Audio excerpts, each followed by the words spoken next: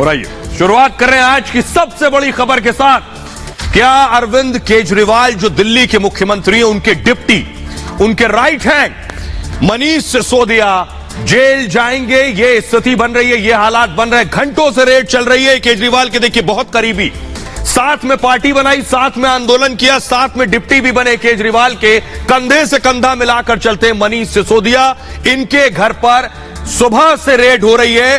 Red की पहली तस्वीर दिखा रहा हूं, ये देखिए मनीष सिसोदिया के घर की नेम प्लेट और ये सीबीआई की टीम मनीष सिसोदिया के घर सुबह सुबह गुड मॉर्निंग के लिए पहुंची और उसके बाद मनीष सिसोदिया का सामना चाय से पहले सीबीआई से हो गया और उसके बाद अभी तक सीबीआई सिसोदिया के घर पर रेड कर रही है।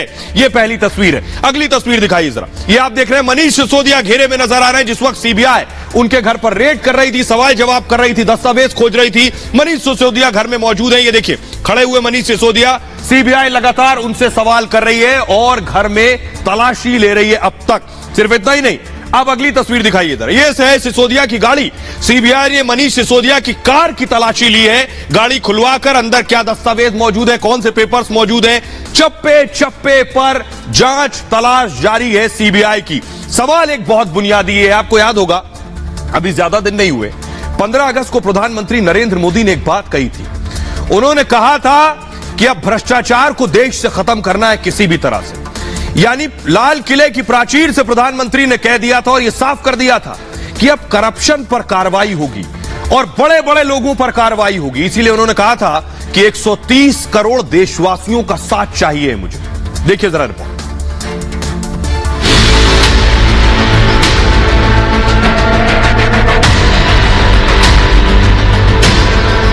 भ्रष्टाचार दीमक की तरह देश को खोखला कर रहा है। मुझे इसके खिलाफ लड़ाई लड़नी है, लड़ाई को तेज करना है, निर्णायक मोड़ पे लेकर के ही जाना है। तब मेरे 130 करोड़ देशवासी, आप मुझे आशीर्वाद दीजिए, आप मेरा साथ दीजिए। मैं आज आपसे साथ मांगने आया, आपका सहयोग मांगने आया हूं ताकि मैं इस लड़ाई को लड़ पाऊं, इस लड़ाई को देश जीत पाए और सामान्य नागरिक की जिंदगी भ्रष्टाचार ने तबाह करके रखी हुई है। मैं मेरे इन सामान्य नागरिक की जिंदगी को फिर से शान बान शान के लिए जीने के लिए रास्ता बनाना चाहता हूं। ये 15 अगस्त को लाल किले की प्राचीर से पीएम मोदी का वचन था। भ्रष्टाचार के खिलाफ पीएम मोदी ने देश के 130 करोड़ लोगों का साथ मांगा था। तो क्या प्रधानमंत्री का भ्रष्टाचार के खिलाफ एक्शन शुरू हो गया? केजरीवाल के डिप्टी मनीष सिसोदिया के घर सीबीआई रेड उसी कार्रवाई का हिस्सा है। पीएम ने तय कर लिया है, अब देश में करप्शन के खिलाफ कोई समझौता नहीं होगा। तो बड़ी चीज और बड़ी खबर इस बीच बता दूं, केजरीवाल के डिप्टी के घर अभी भी छापेमारी चल रही है और 12 घंटे, जी हां 12 घंटे से ज्यादा का वक्त बीत चुका है। केजरीवाल के डिप्टी मनीष सिसोदिया के घर 12 घंटे से छापेमारी चल रही है। सीबीआई तलाश रही है, कोना कोना सीबीआई ने छान मारा है। शराब घोटाले में सीबीआई ने यह छापेमारी की है। आइए आपको बताता हूं कि आखिर देश के कौन कौन से कोने में रेड पड़ी है। 7 राज्यों के 31 ठिकानों पर रेड डाली गई है। मैप आपके सामने आ गया है। यह पूरा जाल जो आप देख रहे हैं, सीबीआई ने पूरी तैयारी के साथ पंजाब, हरियाणा, दिल्ली, उत्तर प्रदेश, महाराष्ट्र, कर्नाटक, तेलंगाना, ये वो 7 राज्य हैं जिनके 31 ठिकानों पर रेड की गई। इसमें मनीष सिसोदिया, उनके करीबी, आबकारी नीति से जुड़े हुए लोग, अधिकारी, ऑफिसर, उन सब के ठिकानों पर रेड हुई है। आइए मैं आपको दिखाता हूं। ये आप देख रहे हैं गोपी कृष्णन का घर है। गोपी कृष्णन जो पूर्व आबकारी आयुक्त थे, यानी पूर्व एक्साइज कमिश्नर थे, उनके घर पर रेड पड़ी है। ये वो तस्वीरें मैं आपको दिखा रहा हूं। अगली तस्वीर दिखाइए, जब सीबीआई पहुंची है वो तस्वीर है। अगली तस्वीर आप देख रहे हैं आनंद तिवारी जो है ये आबकारी यानी डिप्टी कमिश्नर है, आबकारी विभाग के डिप्टी कमिश्नर, उनके यहां भी रेड पड़ी है। ये सारी रेड जो है ये एक साथ पड़ी है। सवाल ये है, क्या प्रधानमंत्री मोदी ने जो कहा करप्शन पर जीरो टॉलरेंस, वो शुरू हो चुका है? क्या केजरीवाल के करीबी राइट हैंड डिप्टी अब जेल जाने की स्थिति में? सीबीआई रेड के बारे में आपको बताता हूं किस तरह ये रेड हुई है, ये आप देख रहे हैं। दरअसल दिल्ली में शराब नीति पर सीबीआई ने एक्शन लिया। ये शराब नीति क्या है, ये भी आगे मैं आपको बताऊंगा। सिसोदिया के घर सुबह 8:30 बजे सीबीआई पहुंच गई, छापा मारा। सिसोदिया के आवास समेत 31 जगहों पर रेड हुई। कहां कहां हुई ये मैंने आपको बताया। जो सिसोदिया का घर है, सिसोदिया का, वो सरकारी आवास ए विंग दिल्ली सचिवालय में तलाशी चल रही है। सिसोदिया के घर से लेकर बाकी कई ठिकानों पर रेड हो चुकी है। दिल्ली एनसीआर सहित 7 राज्यों में यह छापेमारी हुई है। एक ही वक्त पर सभी ठिकानों पर रेड की गई है और सिसोदिया का फोन, उनका लैपटॉप जब्त कर लिया गया है डिजिटल एविडेंस के तौर पर। सीबीआई ने सिसोदिया की कार की छानबीन की, वो भी मैंने तस्वीरें आपको दिखाई। कई अधिकारियों के घर पर भी रेड की गई है बाकायदा। बहुत अहम फाइल बरामद होने का दावा किया गया इस छापेमारी में। सीबीआई ने डिजिटल सबूत भी जब्त कर लिए हैं इस मामले में। दिल्ली के साथ मुंबई, हैदराबाद में भी छापे मारे गए। लखनऊ, गुरुग्राम, चंडीगढ़ में भी रेड की गई है। सीबीआई के बाद बड़ी खबर आज की है, सीबीआई के बाद एनफोर्समेंट डायरेक्टरेट यानी ईडी की एंट्री भी संभव है। सोर्सेस से जानकारी मिल रही है। दिल्ली के उपराज्यपाल के आदेश के बाद सीबीआई की यह छापेमारी हुई है और इस रेड के बाद दिल्ली की सियासत में और देश की सियासत में भूचाल आ गया। केजरीवाल फौरन लाइव आ गए। क्या कहा केजरीवाल ने और उनको जवाब दे रहे हैं बीजेपी के सांसद मनोज तिवारी, सुनिए। परसों ही आपको याद होगा, परसों ही हम लोगों ने ऐलान किया था कि हमें भारत को दुनिया का नंबर 1 देश बनाना है। दिल्ली के सरकारी स्कूल बहुत शानदार हो गए हैं। दिल्ली के सरकारी स्कूलों में अब लोग अपने बच्चों को प्राइवेट स्कूलों से नाम कटा कटा के दिल्ली के सरकारी स्कूलों में भर्ती करा रहे हैं और दिल्ली के सरकारी स्कूलों में पढ़ने वाले गरीब बच्चे अपना अच्छा करियर बना बना के अपने अपने परिवारों की गरीबी दूर कर रहे हैं। पिछले 7 साल में भी मनीष जी के ऊपर न जाने कितनी बार रेड हुई है। ये पहली रेड नहीं है, पहले भी कई बार रेड कर चुके, कई झूठे केस कर चुके मनीष जी के ऊपर, मेरे ऊपर कई बार रेड कर चुके, सतिंदर जैन पे, कैलाश गहलोत पे, हमारे कितने लोगों पे ये लोग रेड कर चुके। कुछ नहीं मिला, अभी भी कुछ नहीं मिलेगा। अगर आपके तर्क में शक्ति थी तो आप सीबीआई हो, ईडी हो, दुनिया की कोई एजेंसी हो, आप उसको तर्क से बता सकते हैं कि नो, ये रेवेन्यू बढ़ाने वाला है, क्यों हम इसको छोड़े, क्या गलत हुआ है, क्या घोटाला हुआ है।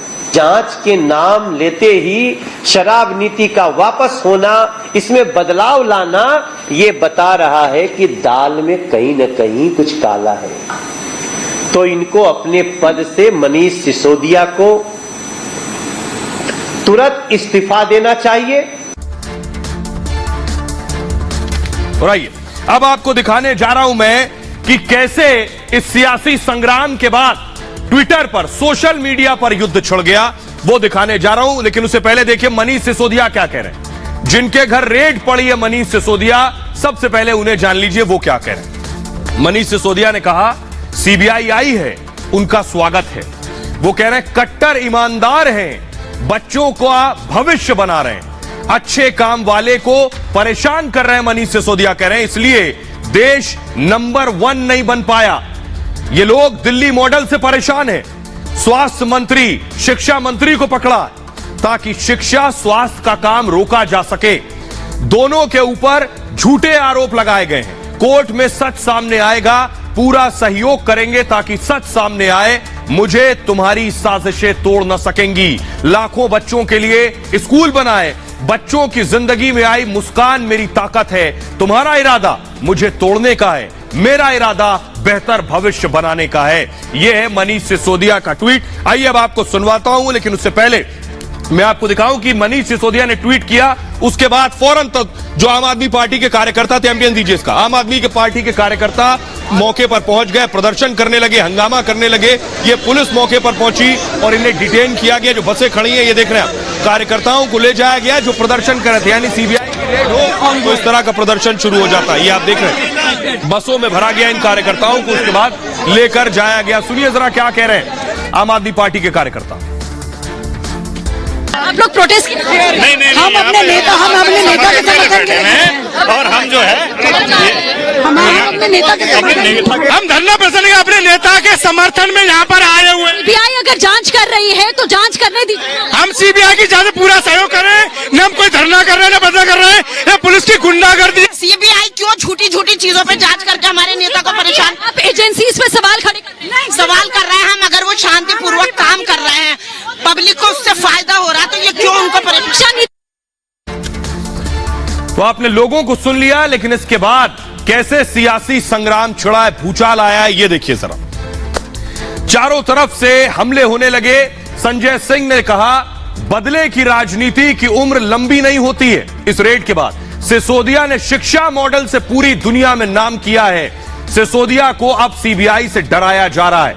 संजय सिंह के बाद अब बीजेपी सांसद जवाब दे रहे हैं। प्रवेश वर्मा, उन्होंने कहा इरादा लाखों बच्चों के लिए स्कूल खोलना नहीं था, दिल्ली के युवाओं के भविष्य को खराब करना था, शराब माफिया से दलाली लेकर अवैध दुकानें खोलना था। अखिलेश यादव ने लिखा छापों को राजनीतिक हथकंडा बनाना निंदनीय है। केशव प्रसाद मौर्य डिप्टी सीएम लिख रहे हैं यूपी के, जो गलत नहीं है वो किसी भी जांच का स्वागत करेगा। आपकी बयानबाजी से लगता है दाल में कुछ काला है। सिसोदिया के बाद अमानतुल्लाह खान विधायक है आम आदमी पार्टी के, उन्होंने लिखा सिसोदिया जी के घर आज सुबह सीबीआई पहुंची। भाजपा राज में देश में तानाशाही चरम पर है। कपिल मिश्रा जो पूर्व आम आदमी पार्टी के नेता थे, अभी बीजेपी के नेता हैं, उन्होंने लिखा सिसोदिया के घोटाले जनता के सामने आ रहे हैं, दिल्ली को लूटने वालों को जेल जाना पड़ेगा। सौगत राय टीएमसी के सांसद कह रहे हैं सीबीआई और ईडी भाजपा के दो हाथ हैं। पहले सत्येंद्र जैन को गिरफ्तार किया गया और अब मनीष सिसोदिया के घर छापा मारा गया है। Amit Malviya BJP IT cell के हेड लिख रहे हैं सत्येंद्र जैन को भी ईमानदारी का सर्टिफिकेट मिला था, वो अभी भी जेल में है, सिसोदिया भी जाएंगे। अमित मालवीय को आपने सुना, वो क्या कह रहे हैं, अब जरा मैं आपको दिखाने जा रहा हूं वो एफआईआर की कॉपी जिसमें मनीष सिसोदिया का नाम है। ये है वो एफआईआर, ये देखिए जरा, 17 तारीख की डेट है ये एफआईआर में। पहला नंबर देखिए किसका है, Shri Manish Sisodia deputy chief minister Delhi. और उसके बाद देखिए जरा गोपी कृष्णन, यानी उस वक्त कमिश्नर एक्साइज थे गोपी कृष्णन, उनका नाम है, जिनके घर की रेड की तस्वीरें मैंने आपको दिखाई। अब आपको दिखाने जा रहा हूं इस एफआईआर कॉपी में क्या है, जिसमें आरोपी नंबर 1 मनीष सिसोदिया को बनाया गया है। ये आ गई एफआईआर आपके सामने। एफआईआर में, सीबीआई की एफआईआर में 16 लोगों के नाम दर्ज हैं, 16 लोगों के नाम। मनीष सिसोदिया आरोपी नंबर 1 है इस एफआईआर में। आपराधिक साजिश, खातों में हेरफेर का आरोप है उनके ऊपर। सिसोदिया पर 120 बी और 477 ए के तहत एफआईआर दर्ज की गई है। सेक्शन 7 के तहत भी उन पर एफआईआर दर्ज है। और सिसोदिया पर नियमों के उल्लंघन का आरोप लगा है।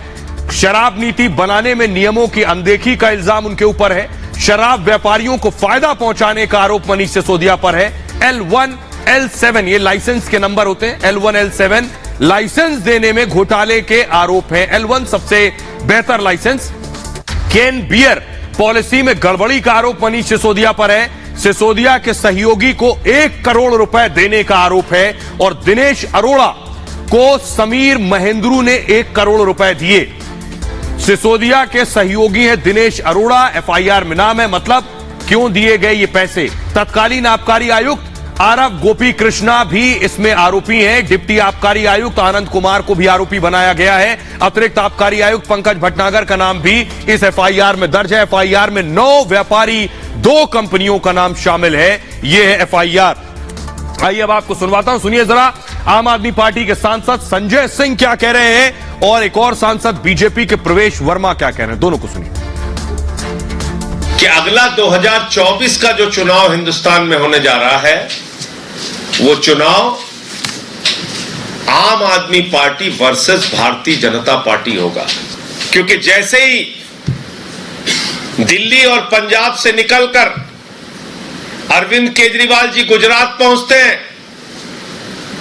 कहते हैं हम दिल्ली का मॉडल, पंजाब का मॉडल गुजरात में लाएंगे, लगातार प्रधानमंत्री जी हमलावर हो जाते हैं, फ्री की रेवड़ी, फ्री की रेवड़ी, फ्री की रेवड़ी। अब ना तो आपसे केजरीवाल रुकने वाले हैं और ना ही आपसे शिक्षा और स्वास्थ्य का मॉडल रुकने वाला है। सिर्फ केजरीवाल को टारगेट करना है, आम आदमी पार्टी को टारगेट करना है, आप कीजिए, आप स्वतंत्र हैं।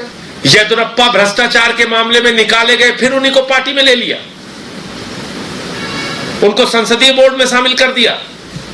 रेड्डी ब्रदर्स के हजारों करोड़ के माइनिंग घोटाले का क्या हुआ? येदियुरप्पा के हजारों करोड़ के माइनिंग घोटाले का क्या हुआ? किसको सजा हुई, कौन जेल गया? क्या हुआ व्यापम घोटाले का, जो हजारों करोड़ का घोटाला था? एक बहुत बड़ा घोटाला है और मैं समझता हूं कि 500 से 1000 करोड़ रुपए का घोटाला है, जिसमें इनको जो L1 का कमीशन जो इन्होंने 12% कर दिया था, उसमें इन्होंने कहा कि 6% हमें किकबैक चाहिए और जितना रेवेन्यू आता था, जितनी सेल होती थी, उसका 6% वो सीधा आम आदमी पार्टी को कैश के रूप में जाता था। बहुत सारे लोगों ने खुद ही आके बता दिया है कि हमने इस होटल में मीटिंग करी है मनीष सिसोदिया के साथ में और इतना कैश हमने उनको दिया है। तो मेरे को नहीं लगता कि कोई इससे मनीष सिसोदिया बच सकते हैं। और आइए अब आपको बताने जा रहा हूं कि आखिर रेड पड़ी क्यों, रेड के पीछे वजह क्या है, मनीष सिसोदिया तक सीबीआई कैसे और क्यों पहुंची, क्या वजह है केजरीवाल के डिप्टी अब सीबीआई के शिकंजे में, इसके पीछे है शराब नीति। शराब नीति क्या है ये मैं आपको बताने जा रहा हूं, ये देखिए जरा। 2021 में दिल्ली सरकार ने एक शराब नीति बनाई। अब दिल्ली ठेका नीति में नियम का पालन नहीं हुआ, जो ठेका नीति जो अपनाई गई, रिपोर्ट में मनीष सिसोदिया पर आरोप लगाए गए। आरोप क्या है? शिक्षा के साथ आबकारी मंत्री भी है सिसोदिया। शराब लाइसेंस टेंडर में उन पर गड़बड़ी का आरोप लगाया गया, जो टेंडर उन्होंने बांटे। शराब विक्रेताओं को लाइसेंस फीस जो थी शराब विक्रेताओं की, उनकी लाइसेंस फीस माफ कर दी। इससे हुआ क्या? 144 करोड़ रुपए का दिल्ली के राजस्व को नुकसान हुआ। 144 करोड़। अब कहा जाता है कि कोई सरकार अपने राजस्व का नुकसान क्यों करेगी? आरोप इस तरह के लगते हैं, राजस्व का नुकसान आप तब करते हैं जब आपको कहीं और फायदा दिया जाता है। शराब कारोबारियों को लाभ पहुंचाया गया इसके जरिए। दरअसल कोविड के नाम पर शराब कंपनियों को छूट दी गई। 30 करोड़ रुपए कंपनी को वापस कर दिए गए। विदेशी बियर पर छूट देने का आरोप है। साथ ही साथ ब्लैक लिस्टेड कंपनी को भी टेंडर दिए गए इस मामले में। 8 जुलाई 2022 को मुख्य सचिव ने रिपोर्ट दी है और सिसोदिया पर नियमों की अनदेखी का आरोप लगाया गया है। रिपोर्ट में 4 नियम तोड़ने का आरोप मनीष सिसोदिया पर है। दिल्ली के एलजी ने सीबीआई जांच की सिफारिश की थी इस मामले में। दिल्ली के एलजी ने सीबीआई जांच की सिफारिश की, जिसके बाद यह रेड हुई है। आइए अब आपको सुनवाता हूं, सुनिए जरा राघव चड्ढा क्या कह रहे हैं और गौतम गंभीर क्या कह रहे हैं, सुनिए दोनों। आज से पहले अक्सर चुनावों में यह कहा जाता था कि मोदी बनाम कौन, मोदी वर्सेस हु। आज पंजाब की जीत के बाद देश के लोग कहने लगे हैं कि विकल्प हमें मिल गया। उस विकल्प का नाम है अरविंद केजरीवाल। जैसे जैसे लोकप्रियता बढ़ती है अरविंद केजरीवाल जी की, अरविंद केजरीवाल जी का जन समर्थन बढ़ता है, वैसे वैसे ईडी सीबीआई की रेडें हम पर, एक्शन हम पर, फर्जी मुकदमे हम पर बढ़ते हैं। इतना डर गए थे, इतना ज्यादा डर था एक्सपोज होने का कि लिकर पॉलिसी को वापस ले लिया। अगर इतने ही सच्चे थे, इतने ईमानदार थे, तो फिर इस लिकर पॉलिसी को कंटिन्यू करते। यहाँ पर दाल में काला नहीं है, यहाँ पूरी दाल ही काली है। 130 करोड़ में से 130 करोड़ व्यक्ति करप्ट हैं, सिर्फ आम आदमी पार्टी के नेताओं को और आम आदमी पार्टी के कार्यकर्ताओं को छोड़ के बाकी सारा देश करप्ट है। एलजी करप्ट, सारे सांसद corrupt, BJP corrupt, Congress corrupt. सिर्फ यही ईमानदार है इस देश की, जिन्होंने एक नया स्कूल कॉलेज हॉस्पिटल नहीं बनाया। सच्चाई है इस देश में सब क्लीन हो सकते हैं, सबसे ज्यादा करप्ट ये है, ठेकेदारों की सरकार है, मेगालोमेनिया सीएम की सरकार है। अब मैं आपको बता रहा हूं बवाल कैसे और आगे बढ़ गया है। इतना ही नहीं है, मनीष सिसोदिया के घर रेड हुई। केजरीवाल कह रहे हैं आप उन सिसोदिया के घर रेड कर रहे हैं जो देश के नहीं पूरी दुनिया के बेहतरीन शानदार शिक्षा मंत्री हैं। वो इतने बड़े शिक्षा मंत्री हैं कि भारत में नहीं विदेशों में उनके विज्ञापन छप रहे हैं। ये देख रहे हैं न्यूयॉर्क टाइम्स का विज्ञापन, मनीष सिसोदिया की फोटो लगी है बच्चों के साथ, लिखा है, देखिए ये न्यूयॉर्क टाइम्स है। फुल स्क्रीन जरा लीजिए इस विज्ञापन को। ये जो विज्ञापन है न्यूयॉर्क टाइम्स में छपा है। केजरीवाल कह रहे हैं इतने शानदार हमारे शिक्षा मंत्री हैं, देखिए उनके विज्ञापन विदेशों में छप रहे हैं।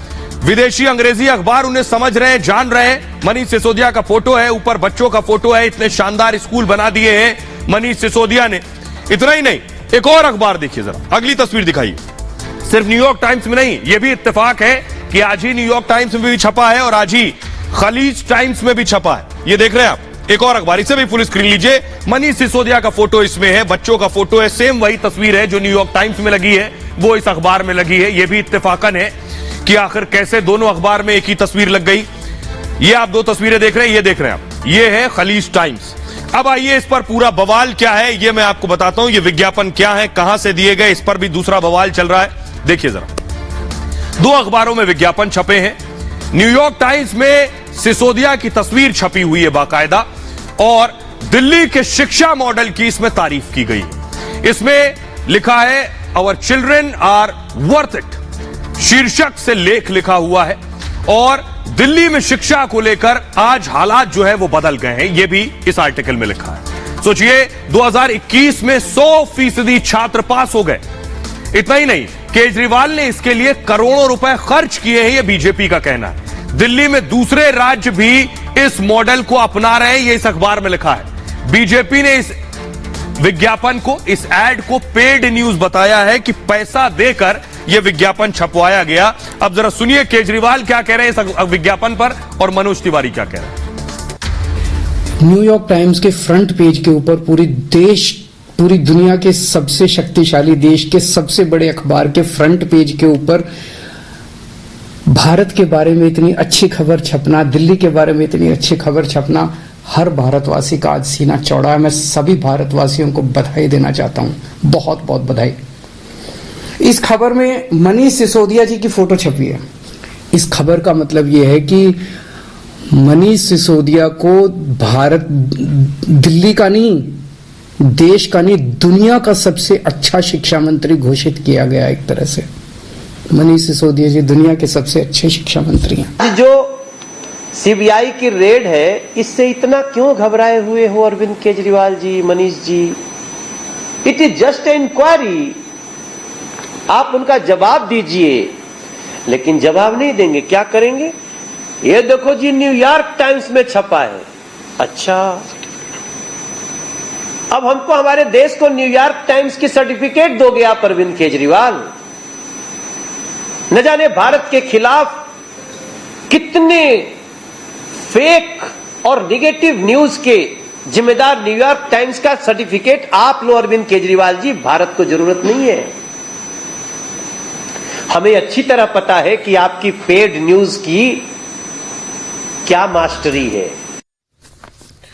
और आइए, अब जो लड़ाई थी, जो पूरा संग्राम था, अभी रेड पर लड़ाई हो रही थी, अब इश्तिहार पर लड़ाई शुरू हो गई। देखिए जरा, न्यूयॉर्क टाइम्स के विज्ञापन पर क्या संग्राम शुरू हुआ।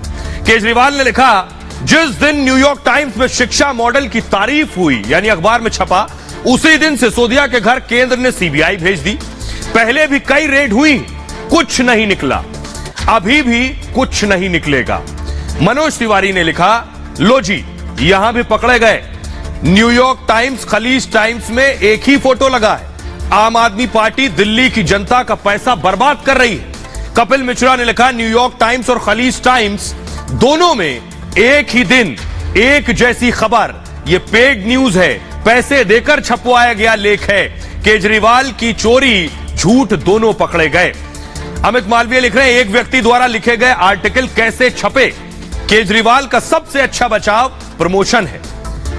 हरीश खुराना लिख रहे हैं, विदेशों से भी विज्ञापन, न्यूयॉर्क टाइम्स की खबर का हवाला दिया गया है, उसी तरह की खबर खलीज टाइम्स में भी छपी है। क्या गजब विज्ञापन जीवी है। यह लड़ाई शुरू हुई विज्ञापन पर। अब ये यहीं खत्म नहीं होने वाली थी। केजरीवाल जब प्रेस कॉन्फ्रेंस कर रहे थे तो बोलते बोलते उन्होंने न्यूयॉर्क टाइम्स विज्ञापन का जिक्र किया और बोल गए, बोलते बोलते बीजेपी ने उनके इस वीडियो को ट्वीट किया कि एक विज्ञापन छपवाना पड़ता है, यानी विज्ञापन, उन्होंने कहा कि ये जो इश्तिहार है ये छपवाना पड़ता है, बीजेपी इस पर हमलावर है। क्या केजरीवाल ने पैसा देकर छपवाया? सुनिए जरा। अमेरिका दुनिया का सबसे अमीर देश है और अमेरिका का सबसे बड़ा अखबार है न्यूयॉर्क टाइम्स।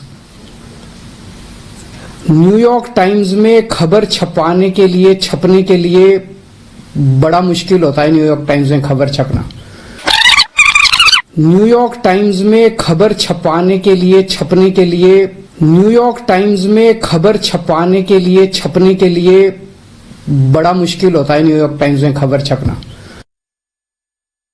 अमेरिका दुनिया का सबसे अमीर देश है और अमेरिका का सबसे बड़ा अखबार है न्यूयॉर्क टाइम्स। न्यूयॉर्क टाइम्स में खबर छपने के लिए बड़ा मुश्किल होता है न्यूयॉर्क टाइम्स में खबर छपना। न्यूयॉर्क टाइम्स में खबर छपने के लिए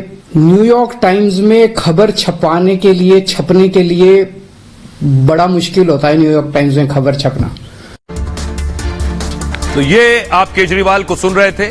बीजेपी ने बाकायदा केजरीवाल की इस क्लिप को ट्वीट किया। बीजेपी आईटी सेल के हेड अमित मालवीय ने केजरीवाल के इस वीडियो को ट्वीट किया। बहरहाल केजरीवाल ने आज लंबी चौड़ी प्रेस कॉन्फ्रेंस की। उधर सीबीआई की रेड चल रही थी, इधर केजरीवाल बोल रहे थे और बड़ा दिलचस्प है, केजरीवाल जब आज बोल रहे थे तो ऐसा लग रहा था जैसे केजरीवाल देश के प्रधानमंत्री बनने की तैयारी कर रहे हैं। उनका बॉडी लैंग्वेज जो वो बोल रहे थे, वो 130 करोड़ देशवासियों को संबोधित कर रहे थे केजरीवाल, दिल्ली की जनता को नहीं, 130 करोड़ पूरे देश को संबोधित कर रहे थे। ऐसा लग रहा था कि केजरीवाल 24 की तैयारी कर रहे हैं। सिसोदिया पर छापे के बीच केजरीवाल ने आज अपने फ्यूचर प्लान की झलक दे दी। एक तरफ केजरीवाल के डिप्टी के घर छापे पड़ रहे थे, इस बीच केजरीवाल ने मोर्चा संभाला। दोपहर 12 बजे केजरीवाल की प्रेस कॉन्फ्रेंस शुरू हुई। बेहद शांत और मुस्कुराते दिखे केजरीवाल ने बेहद आक्रामक रुख न अपनाकर अपने काम और विकास मॉडल का जिक्र किया। दरअसल केजरीवाल की नजर 2024 चुनाव पर है और विपक्ष की जो मौजूदा हालत में, उसमें केजरीवाल खुद को मोदी के सामने विकल्प के तौर पर पेश करने की तैयारी कर रहे हैं। दिल्ली के बाद पंजाब में जीत के बाद केजरीवाल लगातार अपने शिक्षा और स्वास्थ्य मॉडल को पेश कर रहे हैं। केजरीवाल ने पंजाब और हिमाचल में पूरी ताकत झोंक रखी है और दिल्ली मॉडल का जमकर वो प्रचार कर रहे हैं। लेकिन बीजेपी इसी केजरीवाल मॉडल पर सवाल उठा रही। पहले सत्येंद्र जैन और अब सिसोदिया के ठिकानों पर छापेमारी ने केजरीवाल की मुश्किलें और बढ़ा दी। लेकिन बावजूद इसके केजरीवाल खुद को 2024 की रेस में बनाए रखना चाहते हैं। प्रेस कॉन्फ्रेंस में आज ज्यादा वक्त केजरीवाल ने भारत को लेकर बात की। केजरीवाल ने कहा कि देश को नंबर 1 बनाने के मिशन के लिए 130 करोड़ लोगों को जोड़ना होगा। इसको लेकर बाकायदा एक नंबर भी केजरीवाल ने आज जारी किया और कहा इस नंबर पर मिस कॉल दीजिए। दरअसल केजरीवाल बचाव तो सिसोदिया का कर रहे थे, लेकिन उनका निशाना 2024 पर था। आइए अब आपको सुनवाता हूं सियासतदान क्या कह रहे हैं जब दिल्ली के मुख्यमंत्री के right hand deputy CM Manish Sisodia CBI के शिकंजे में। सुनिए। जिस दिन सीबीआई को जांच दी उसी दिन शराब नीति को वापस लिया। अगर शराब नीति में कोई घोटाला नहीं था तो उसको वापस क्यों लिया? किसी केस में अगर कुछ मिला हो तो ये बताएं। जब छापा पड़ता है, सीबीआई जाती है, हर जगह खबर चलती है, हर जगह सवाल उठते हैं, बीजेपी वालों को मौका मिल जाता है भ्रष्टाचारी कहने का, मगर निकलता कुछ नहीं। मनीष सिसोदिया के यहाँ सीबीआई का छापा पड़ा है। शराब के ठेकों के नाम पर दिल्ली की जनता के करोड़ों रुपए की लूट का मामला है और न केवल शराब माफिया से सांठगांठ करके पैसे लूटे, बल्कि दिल्ली में जगह जगह ठेके खुलवा दिए। दिल्ली के ना जाने कितने परिवारों को बर्बादी के रास्ते पर धकेल दिया। केजरीवाल सरकार देश की सबसे भ्रष्ट सरकार है। क्या हुआ कि सीबीआई जांच के बाद आपने वो जो आप कह रहे फायदा पहुंचाएगी नई नीति, वो अचानक से घाटे वाली नीति होगी और आपने वापस ले ली। इसलिए जरूर दाल में कुछ काला है और वही दाल में काला करने की जांच हो रही, तो इनको दर्द हो रहा है। पहले ही आबकारी मामले को लेकर के जो शिकायत थी, सीबीआई जांच की सिफारिश की गई थी। तो सीबीआई छापा पड़ना या सीबीआई द्वारा जांच करना क्या किसी एजेंसी को अधिकार है और किसी आदेश का पालन करना उनकी जिम्मेदारी भी है। और मैं देख रहा हूं कि आम आदमी पार्टी वाले बिलबिला रहे हैं, लेकिन अगर सही हैं तो उनको जांच से डरना नहीं चाहिए, छापे से डरना नहीं चाहिए, और गलत हैं तो निश्चित तौर से उनको परेशानी होगी।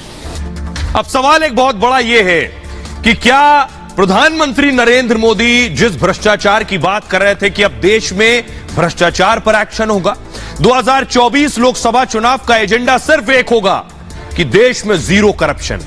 और बड़ी चीज यह है, करप्शन ऊपर से होता है और ऊपर से नीचे तक आता है। इसलिए प्रधानमंत्री नरेंद्र मोदी अब ऊपर से एक्शन लेने की शुरुआत कर चुके हैं। देखिए जरा किस किस पर एक्शन हुआ है, यह आपको बताने जा रहे हैं। और यह बता रहा है कि 2024 का एजेंडा अगर कुछ होगा तो वो करप्शन होगा। इसीलिए आप देखिए किसी को भी बख्शा नहीं गया है। अब देखिए सबसे पहले शुरुआत कहां से हो रही, बड़े बड़े लोग इस वक्त शिकंजे में। सबसे पहले देखिए, मनीष सिसोदिया, शराब घोटाले में छापेमारी हो रही है सिसोदिया पर।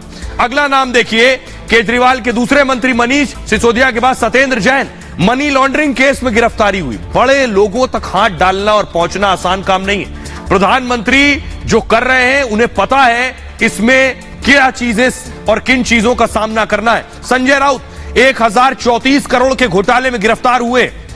इसके अलावा इस आरोप में नवाब मलिक, मनी लॉन्ड्रिंग मामले में गिरफ्तारी हुई है नवाब मलिक की। अनिल देशमुख गृह मंत्री रहे महाराष्ट्र के, 100 करोड़ की उगाही में इनकी गिरफ्तारी हुई है। यानी देखिए, राज्यों में करप्शन जड़ों में घुसा हुआ है। जब गृह मंत्री, बड़े बड़े मंत्री इसमें शामिल हैं तो उन जड़ों से करप्शन को निकालना आसान काम नहीं। पार्थ चटर्जी, ममता बनर्जी के राइट हैंड, बंगाल शिक्षा घोटाले में गिरफ्तारी हुई है। अब आप समझिए, प्रधानमंत्री नरेंद्र मोदी जो काम कर रहे हैं देश से भ्रष्टाचार खत्म करने का, ये कितना बड़ा काम है। लोग क्या कह रहे हैं प्रधानमंत्री के क्या इस एक्शन पर, सुनिए जरा।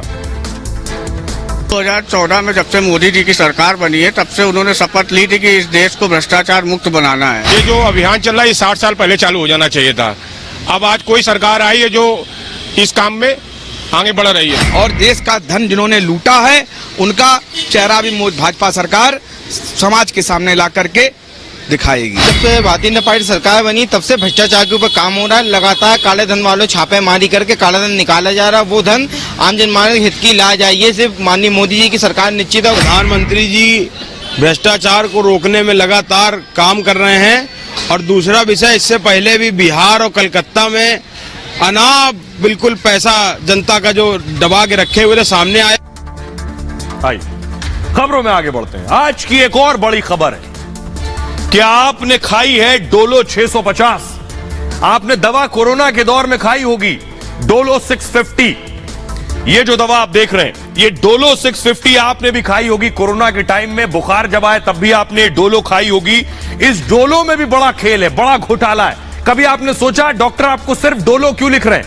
डॉक्टर बुखार की दवा दूसरी कोई क्यों नहीं लिख रहे हैं डोलो 650 के अलावा? इसमें भी बड़ा खेल, बड़ा घोटाला जिसका खुलासा हुआ है। पैसों का खेल डोलो में। आज बुखार के लिए डोलो के अलावा कोई और दवाई नहीं बची है। क्यों? पैसा। देखिए जरा रिपोर्ट।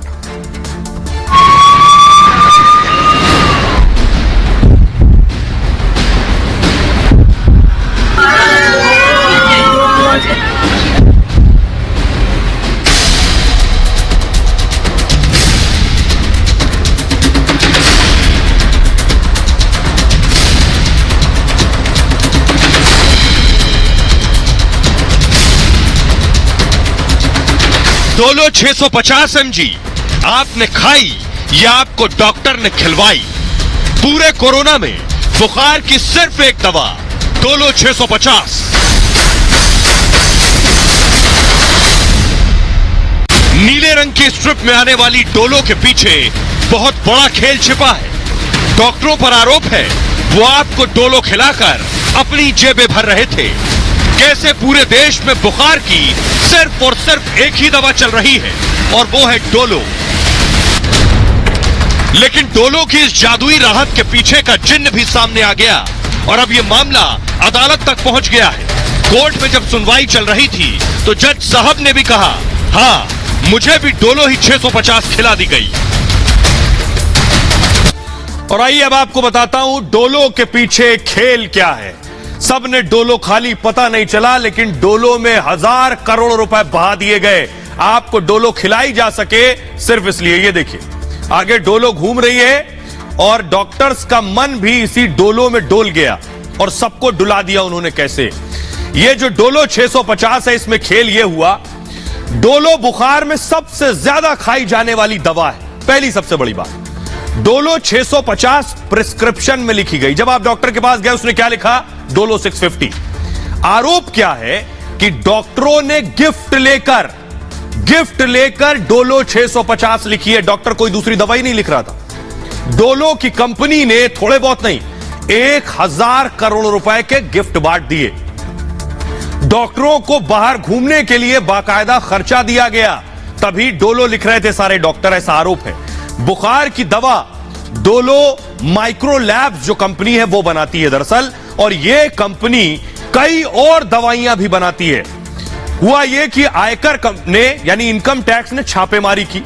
तो जब छापा मारा गया इस कंपनी पर, तो डोलो बेचने और प्रचार का जो डिजिटल डेटा उनके कंप्यूटर सिस्टम पर था वो बरामद हुआ।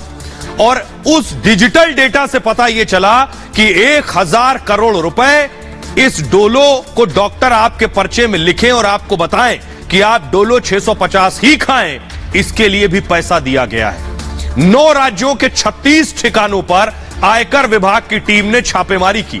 सीबीडीटी ने माइक्रो लैब्स के ठिकानों पर रेड की, जिसके बाद यह बड़ा खुलासा हुआ। छापेमारी में बड़ी टैक्स चोरी भी पकड़ी गई है और अब मामला सुप्रीम कोर्ट तक पहुंच चुका है। देश की सबसे बड़ी अदालत में मामला है। कंपनी पर गिफ्ट से सेल बढ़ाने का आरोप है। और आपको बताऊं कि यह मामला जब सुप्रीम कोर्ट में पहुंच गया तो देश की जब सबसे बड़ी अदालत में मामला पहुंचा तो जज साहब कह रहे हैं, हाँ मुझे भी डॉक्टर ने डोलो 650 ही बोली थी। यह मामला तो बहुत गंभीर है। देखिए जरा कोर्ट में क्या हुआ। जब डोलो पर बहस शुरू हुई, दलीलें रखी जाने लगी, यह मामला कोर्ट में पहुंचा। यह आप देख रहे हैं, हुआ यह कि यह एक एनजीओ है FMRAI, इसने एक जनहित याचिका दायर की थी कोर्ट में। उसके बाद अपील में सीबीडीटी रिपोर्ट का हवाला दिया गया था कि इस तरह की एक रिपोर्ट है। याचिकाकर्ता ने कहा कि 500 mg, बड़ी इंपॉर्टेंट बात मैं आपको बता रहा हूं, 500 mg तक बाजार मूल्य पर नियंत्रण है। यानी अगर डोलो 500 mg हो तो उसका जो रेट होगा वो तय होगा एजेंसियों के जरिए। लेकिन जैसे ही डोलो 500 mg से ऊपर जाएगी, यानी डोलो 650, इससे ऊपर की कीमत, इससे ऊपर की mg की कीमत निर्माता तय करता है, एजेंसियां नहीं। और अधिक लाभ के लिए 650 डोलो 650 दवा ही लिखी गई कि इसका जो पैसा है, इसकी कीमत कौन तय करेगा? निर्माता। कंपनी ने डॉक्टर्स को जमकर गिफ्ट बांटे कि आप डोलो 650 ही लिखेंगे। जस्टिस डीवाई चंद्रचूड़ ने कहा, जब मुझे कोविड हुआ था तब मुझे भी यही दवा दी गई थी। यह एक बहुत गंभीर मुद्दा है, उन्होंने कहा। इस पर याचिकाकर्ता के वकील ने कहा, रिश्वत के लिए डॉक्टर आरोपी बनते हैं, लेकिन दवा कंपनियां हमेशा बच जाती हैं। तोहफा देने वाली कंपनी की भी जवाबदेही हो, यानी जो रिश्वत दे रहा है, गिफ्ट देने वाली कंपनी पर भी केस दर्ज होना चाहिए, यह कहा गया। महंगे गिफ्ट के लालच में ब्रांडेड और महंगी दवाएं लिखी जाती हैं। दवाओं की बिक्री के लिए यूनिफॉर्म कोड बनाया जाए, एक पैरामीटर और पैमाना हो। कोर्ट ने कहा, केंद्र सरकार से इस मामले में 7 दिन में जवाब मांगा गया है। 10 दिन बाद दोबारा इस मामले की सुनवाई होगी। यह बड़ी खबर है। लेकिन आपको बताऊं, कमाई कितनी हुई, कितने करोड़ रुपया दवा कंपनी ने कमा लिए हैं, बड़ी बात यह है। और यही बात बाबा रामदेव भी उठाते रहे कि एलोपैथी खराब नहीं है। एलोपैथी के नाम पर जो बिजनेस हो रहा है, आपकी हमारी जेबें जो लूटी जा रही है और खाली किया जा रहा है, वो खराब है। पिलर ग्राफिक्स है, देखिए जरा, ये मैं आपको दिखा रहा हूं। डोलो 650 की जो कीमत है, ये बहुत ज्यादा नहीं है। 15 टैबलेट वाले पत्ते की कीमत है 31 रुपए। डोलो 650 से कंपनी को रिकॉर्ड तोड़ कमाई हुई। सोचिए जरा, हर डॉक्टर डोलो 650 लिख रहा था, पूरे देश में यही दवा दी जा रही थी। 2020 में कंपनी ने 350 करोड़ रुपए, 350 करोड़ टैबलेट बेच दी। 350 करोड़ टैबलेट बेच दी सिर्फ 2020 में। कोरोना काल में 567 करोड़ की कमाई हुई। और पिछले साल कंपनी का टर्नओवर देखिए जरा, 2700 करोड़, 2700 करोड़ का टर्नओवर कंपनी का। फायदे में सबसे ज्यादा योगदान डोलो 650 का। पैरासीटामोल बनाने वाली कंपनी 500 mg दवा बनाती है। अब 500 mg से ऊपर कौन बनाता है? सिर्फ डोलो। डोलो अकेली कंपनी है जो 650 mg बनाती है। कोरोना काल में यही 650 mg मरीजों को धड़ल्ले से लिखी गई। डोलो बनाने वाली कंपनी 1973 में बनी थी। फिलहाल कंपनी में 9200 कर्मचारी काम करते हैं। ऐसे हमारी आपकी जेबों को लूटा गया। और यही कहते रहे बाबा रामदेव कि कैसे एलोपैथ में इस तरह की दवाइयां हैं, ब्रांडेड दवाइयां, महंगी दवाइयां जानबूझकर लिखी जाती हैं। वैसे तो एलोपैथ में दवाइयों और अस्पतालों के खर्च को लेकर अक्सर सवाल उठते हैं, लेकिन कुछ समय पहले योग गुरु बाबा रामदेव ने भी दवाइयों के रेट्स को लेकर बड़ा सवाल खड़ा किया। सस्ते महंगे का धंधा चलाने वाले माफियाओं को घेरा था। बाबा रामदेव ने ट्वीट करते हुए कहा था, आपको याद होगा, कि ड्रग माफिया 2 रुपए की दवा को 2000 तक बेचते हैं। ऐसे ड्रग माफियाओं के खिलाफ हमारा अभियान है। और आपको याद होगा कोविड काल में ही रामदेव ये आवाज उठा रहे थे, गैर जरूरी ऑपरेशन, टेस्ट और अनावश्यक दवा लिखने का धंधा चल रहा है, रामदेव ने कहा था। दरअसल आप भी जब बीमार होते हैं तो दवा लेने के लिए डॉक्टर्स के पास जाते हैं। डॉक्टर्स के क्लिनिक अक्सर आपने कुछ लोगों की भीड़ देखी होगी जो दवा लेने के लिए नहीं बल्कि कंपनी की दवाओं को बताने के लिए डॉक्टर के पास आते हैं। और इन लोगों को एमआर कहते हैं, यानी मेडिकल रिप्रेजेंटेटिव। और ये दवा कंपनी की तरफ से आते हैं वहां, ये डॉक्टर्स को अपनी कंपनी की दवाओं के बारे में बताते हैं और अपनी कंपनियों की तरफ से महंगे महंगे डॉक्टर्स को ये ऑफर्स देते हैं कि ये दवा अगर आप लिखेंगे तो आपको ये ट्रिप मिल जाएगी, आपको यहां मिल जाएगा जाने को, आपको ये उपहार मिल जाएगा। तो डॉक्टर्स वही दवाएं लिखते हैं। कभी कभी तो इन उपहारों में विदेशों के टूर पैकेज भी शामिल होते हैं कि ये दवा इतनी बिक गई तो आपको विदेश की एक ट्रिप। गिफ्ट लेने के बाद डॉक्टर्स पर भी उन्हीं कंपनियों की दवा लिखने का दबाव होता है और पूरे शहर में बिक्री का जो टर्नओवर है वो तय कर देता है कि डॉक्टर्स दवा लिख रहे हैं। यह है पूरा खेल। तो मेडिकल रिप्रेजेंटेटिव्स पर कंपनियां लाखों रुपए खर्च कर रही हैं। कंपनी के यहां यही कर्मचारी मार्केटिंग का काम करते हैं और दवाओं की सेल के साथ ही कंपनी का मुनाफा भी बढ़ाते हैं। अब आपको बताते हैं कैसे दवाओं पर इतना मुनाफा तय होता है। देखिए जरा, उदाहरण के तौर पर दवा देखिए, जेनरिक दवा जो आप देख रहे हैं, जेनरिक बी कॉम्प्लेक्स जो दवा है, इसकी कीमत है 10 पैसे। ब्रांडेड इसकी जब लिखी जाएगी तो एक टैबलेट की कीमत बता रहा हूं, एक टैबलेट ब्रांडेड जब इसी की लिखी जाएगी तो 2 रुपए से लेकर 35 रुपए तक होगी। अब देखिए जरा, अगली दवा है पैरासिटामोल। पैरासिटामोल 500 ऐसे तो 10 पैसे की है, जब ये ब्रांडेड लिखी जाएगी तो ये 1.5 रुपए से 1.5 रुपए की हो जाती है। अब 10 पैसे से कितना गुना ज्यादा है 1.5 रुपए, अब आप समझिए। सेट्रिजिन देखिए, सेट्रिजिन 20 पैसे की है लेकिन ब्रांडेड लिखी जाएगी तो 5 रुपए। मुनाफा कितना गुना बढ़ गया। सिर्फ इतना ही नहीं, यह है सिप्रोफ्लोक्सिन। ये सिप्रोफ्लोक्सिन 500 है 1.5 रुपए की, लेकिन ब्रांडेड में एक टैबलेट है 7 रुपए से 12 रुपए तक। एस्पिरिन 150 20 पैसे की आती है, ब्रांडेड 4 रुपए से ज्यादा की है ये। और रैम्प्रिल जो आप देख रहे हैं, ये रैम्प्रिल 5 70 पैसे की है, 7 से 8 रुपए की एक टैबलेट है। उसी तरह रोसुवास्टेटिन 20 जो कि 2 रुपए 70 पैसे की है एक टैबलेट, और ब्रांडेड डॉक्टर लिखेगा तो 27 से 28 रुपए। जब पूरी स्ट्रिप खरीदेंगे तो इसके दाम और बढ़ जाएंगे। हालांकि सरकार की तरफ से दवाओं के माफिया राज पर नकेल की काफी कोशिश की जा रही है। तमाम दवाओं के रेट तय किए गए हैं, तो वहीं सरकार की तरफ से जन औषधि केंद्र खोले गए हैं जहां पर लोगों को दवाएं कम कीमत पर मिल जाती हैं। हालांकि इन जन औषधि केंद्रों पर जेनरिक दवाएं मिलती हैं। अब जरूरत सभी ब्रांडेड दवाओं की कीमत तय करने को लेकर भी है कि ये जो महंगी दवाएं ब्रांडेड हैं इनकी कीमत तय हो। आइए खबरों में आगे बढ़ते हैं और आपको बिहार लिए चलते हैं। वहां भी दूसरा खेल चल रहा है। इधर डोलो में खेल था, यहां दूसरा खेल है। साला भय मंत्री तो जीजा खुद को सरकार समझने लगते हैं। ये मैं क्यों कह रहा हूं, तस्वीर देखिए, नई सरकार बन गई, नीतीश कुमार बैठकें ले रहे हैं, तेजस्वी यादव बैठे, नीतीश कुमार के बगल में ये बैठक हो रही है, मंत्री बैठे। लेकिन एक और बैठक चल रही है जहां मंत्री नहीं, जीजा जी पहुंच रहे हैं। अगली तस्वीर दिखाई, ये आप देख रहे हैं मीसा भारती के पति हैं, जिन्हें आप देख रहे हैं, ये मीसा भारती के पति हैं, यानी लालू यादव के दामाद, तेजस्वी के जीजा, तेज प्रताप के जीजा। तो जीजा जी पहला फर्ज बन गए। अब अगली तस्वीर दिखाइए, ये जीजा जी कहां पहुंच गए, ये देखिए तेज प्रताप बैठे और ये बगल में जीजा जी बैठे। तो सोचिए ये सरकार की बैठक हो रही है, वन मंत्री ने बैठक बुलाई है, लेकिन जीजा जी बैठक में बैठे। कोई तुक है? फुल स्क्रीन लीजिए जरा तस्वीर। तेज प्रताप वन मंत्री हैं, पहले स्वास्थ्य मंत्री थे। अब तेज प्रताप ने अपनी बैठक में जीजा जी को बिठाया, सारे अधिकारियों के बगल में जीजा जी बैठे। क्यों बैठे हैं, किस मकसद से बैठे हैं, कोई नहीं जानता। तो सवाल यह है कि आखिर जीजा जी पहुंचे कैसे? ऐसे पहुंचे जब साला मंत्री है तो जीजा सरकार बन जाते हैं। देखिए रिपोर्ट। एक पुरानी कहावत है, जब सैया भय कोतवाल तो अब डर काहे का। ये तो आपने खूब सुना होगा, लेकिन साला भय मंत्री तो जीजा की हो गई सरकार। ऐसा आपने पहले कभी नहीं सुना होगा। बिहार में अब यही जुमला चल रहा है। बिहार में सुशासन बाबू की सरकार कुशासन की नई कहानियां लिख रही है। लालू के लाल तेज प्रताप सरकारी बैठक में जीजा जी को लेकर पहुंच गए। जीजा जी न नेता है, न मंत्री, न संतरी, लेकिन वो तो लालू के दामाद हैं और तेज प्रताप के जीजा, और यही बिहार में सबसे बड़ा पद है।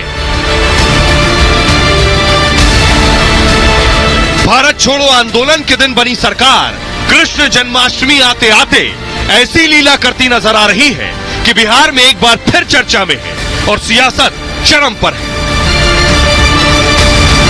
बहुत दुर्भाग्य है बिहार का कि अब लालू परिवार फिर से एक बार बिहार की राजनीति पर हावी हो गया है। अब यही सरकार चलाएंगे और नीतीश जी को टुकुर टुकुर जो है इसको देखना पड़ेगा। देखिए, ऐसा होता है कि जब आप जाते हैं नए डिपार्टमेंट में, नए विभाग में ज्वाइन करने के लिए, तो आपके करीबी मित्र, साथी, शुभचिंतक, परिवार के सदस्य भी चले जाते हैं। किडनैपर मंत्री, घोटालेबाज मंत्री, सुपारी मंत्री के आरोप और बेलगाम अपराध की वारदातों से नीतीश सरकार अभी उबर भी नहीं पाई है कि अब जीजा जी कांड ने नीतीश बाबू के सुशासन की पोल खोल कर रख दी है।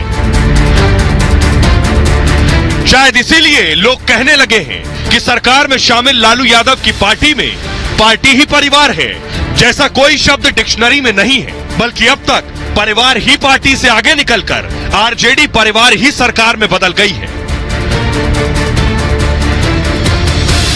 और आइए अब आपको बताता हूं कि कैसे मंत्री जी की बैठक में जीजा जी पहुंच गए। देखिए, जीजा जी देश में एक और राष्ट्रीय जीजा हुआ करते हैं, एक और जीजा जी नई सरकार में आ गए।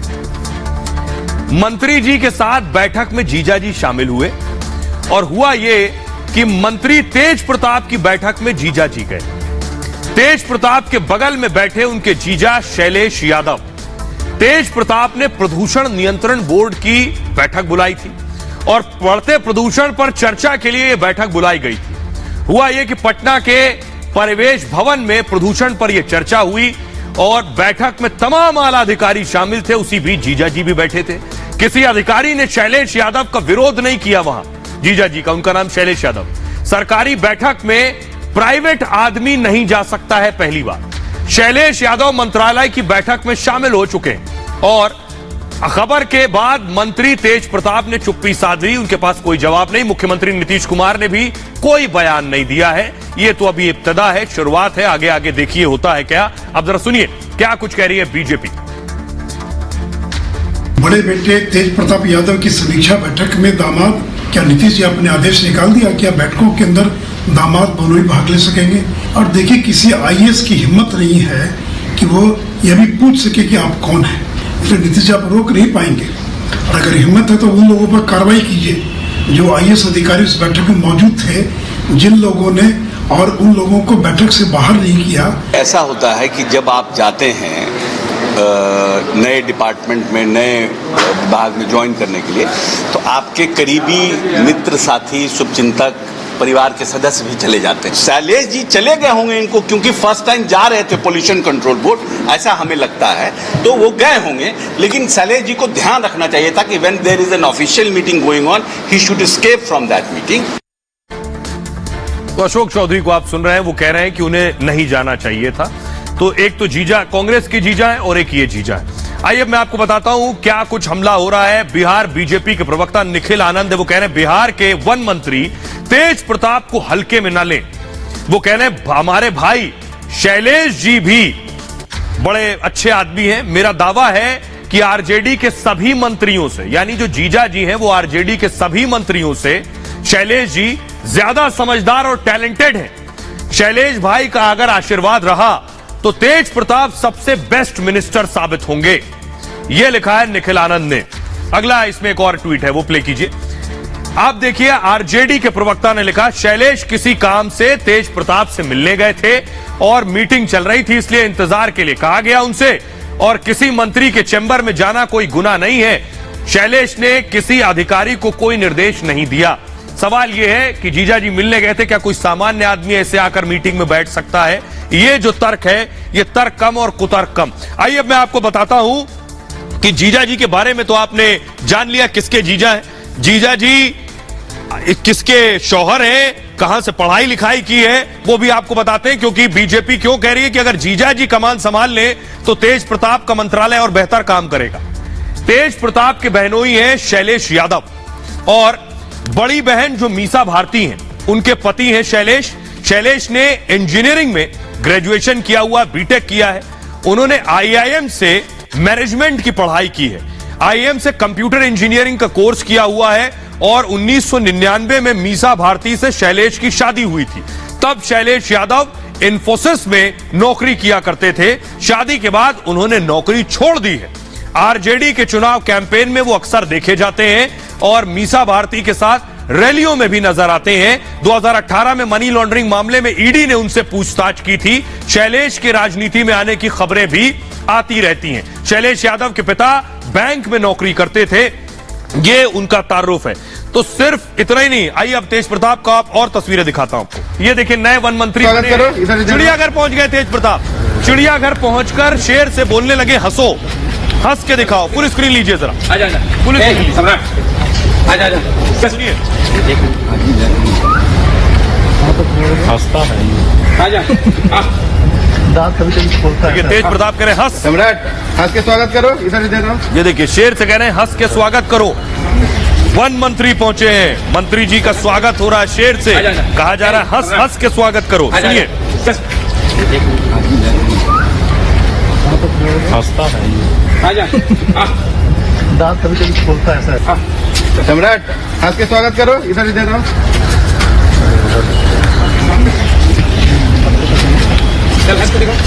तो आपने एक ये उदाहरण देख लिया, एक और भी है। ये देखिए, फोटो खिंचवा रहे हैं तेज प्रताप। ऐसा लग रहा है बहुत गंभीर मुद्रा में कोई बातचीत समझ रहे हैं, कोई समझा रहा है, कोई देख रहा है। फुल स्क्रीन लीजिए जरा, और देखिए तेज प्रताप की आंखें कहां हैं। फोटो खिंचवा रहे हैं। तेज प्रताप ने खुद ट्वीट किया कि काम में बड़े व्यस्त हैं, नए नए मंत्री बने, लेकिन देखिए देख कैमरा रहे, आंखें जरा ध्यान से देखिए, आंखें कैमरे की तरफ है तेज प्रताप की।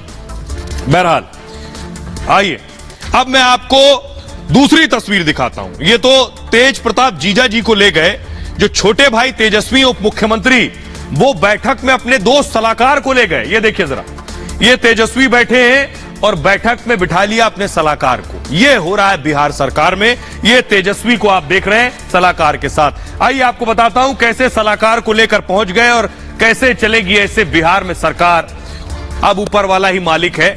देखिए जरा, तेजस्वी यादव की बैठक में दोस्त शामिल हो गया। दोस्त पहुंचा, स्वास्थ्य मंत्रालय की बैठक थी, संजय यादव पहुंच गए इसमें, और तेजस्वी के दोस्त और सलाहकार हैं दरअसल संजय यादव। मंत्रालय की बैठक में तेजस्वी के बगल में बैठे हैं संजय। बैठक में स्वास्थ्य विभाग के तमाम अधिकारी मौजूद थे। किसी ने उनकी मौजूदगी पर सवाल नहीं उठाया कि ये सलाहकार कैसे आके बैठ गए।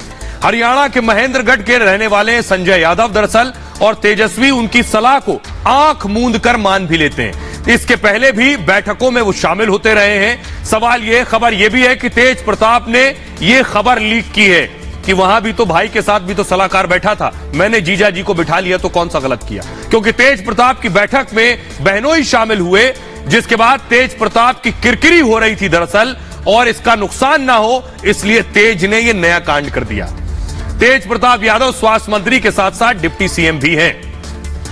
आइए, तो अब बिहार का क्या हाल है ये आप देख रहे हैं। बहरहाल ये भारत की बात है, मैं इतना ही। आप अपना बहुत ख्याल रखिए। एक छोटे से ब्रेक के लिए रुक रहे हैं, लौट रहे हैं कुछ और बड़ी खबरों के साथ।